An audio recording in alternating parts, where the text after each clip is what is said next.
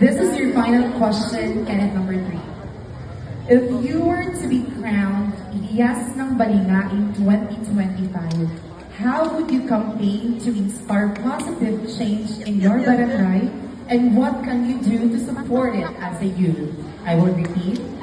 If you were to be crowned Ilias ng Balinga in 2025, how would you campaign to inspire positive change in your barangay, and what can you do to support it as a youth? Thank you for that question. Growing up, I always think negative situations as opportunities for me to learn and grow. I always practice myself to see beauty in every aspect, and I will apply that if ever I am fortunate to be your next Ilias ng Balingain.